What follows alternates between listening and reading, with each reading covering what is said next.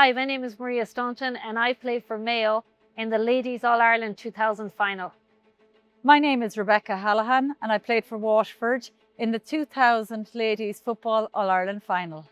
I was actually looking back over to refresh my memory of this match in 2000, and my little daughter Cyrilla came in and said, "Oh my God, that's you on telly." Do you know, she couldn't believe it. There was I in Croke Park. In the 90s, we thought, oh my God, this is brilliant. We're up in Croke Park again. This is great. And we'd be here every year. Norm. They were, Jeannie, they were good memories. You think, do you know, you'd think they'd go on forever and ever. When we look back on Mayo since, like, it's a long time since they've won an All-Ireland. So it doesn't come around. Waterford the same. It doesn't come around. Is the last. I got selected on the team, and was I 14, going on 15 at the time, so I was very young. I probably was about 15 when I started playing Mayo. If we talk about role models and stuff, sure, we were watching the men's game. We couldn't see the women on telly. Yes, do you know, we were expected to stay in knitting and sewing. The atmosphere in Croke Park is what makes it the All-Ireland final day. You come out of the tunnel and you're met by screams and roars. You know, you can hear the sound, but you don't want to look, just in case you see something. Actually, that did happen to us when the All-Ireland. Imelda spotted, I think it was her mother, and she started waving to her. We're like, don't be waving. Oh my goodness. God, sometimes, do you know when you're running down the sideline, you're like, why didn't you move? And you're talking to yourself like, you went down there wicked easy. You know what? Someone said that. Well, that's me with the all is it? Yeah. There was 2 or 3 girls on the team could plait, so everybody had a plait. Do you know, this is our lucky thing to do. We won it with the plaits, or we won it with the hair bands. It was in our paper, and it said something like the River Liffey will have to flow the other way if Waterford, something like that. That Waterford, we're not going to lose. Go away. We were hot favourites. If we had a lot of self-belief, that team had a lot of self-belief. Losing by a point. Do you know what, you go back over the match and you're like, if I done that. And in 2000 I was captain, and as you, and it's tough to take as a captain. In 2001 we lost by a point. And it was a free in the last minute of the game, the last few seconds of the game. So and you know, you have to accept it, that's life. And at the end of the day, I guess nobody has let anyone down. It's just that I think it's a bit of luck in it too. We got a penalty. That was kind of one of the things that might have tipped it slightly.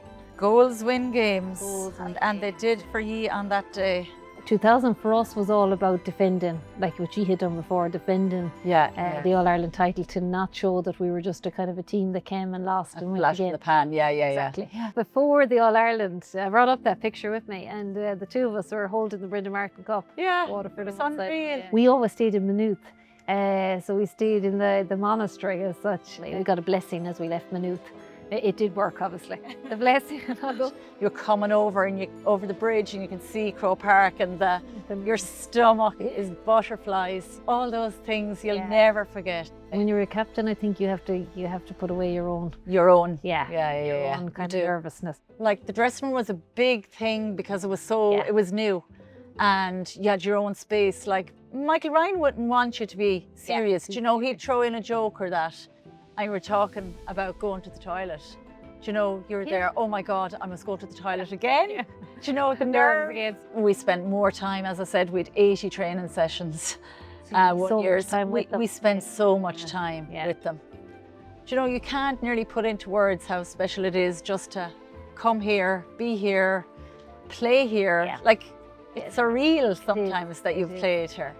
Like sometimes you see the field and you're like, what I wouldn't get to go out and play football again, even though I probably wouldn't be able to now. But if more women can come and support the women's teams, it's hugely important for the like you mentioned about the 80 training sessions. Like, they give it as much as the men. The men, absolutely. So to get that support is important for everybody.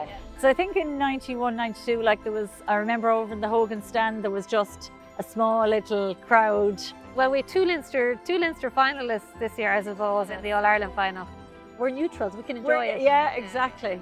And I think for me, meeting up with players, ex-players that you've played with, like that is so special, because time moves on, and like we're celebrating 25 years, even though we don't realise it. We really have to support ourselves. We have to support women, have to support women. If you run onto Croke Park, even with 25, 30,000, 40,000 people, it's huge. But imagine the stadium full. and you're a mum or an auntie or a dad or whatever, you know, to bring your kids along. Yeah. And to kind of get them into, because we all started somewhere. We all went to the games as small kids, and maybe it was watching boys' games, but, you know, I think, you know, if I could send that message to people at home, it's, you know, bring them out, enjoy the day. Everything is special about it. It doesn't feel like 25 minutes. And it does feel like 25. No, I still think I'm 16.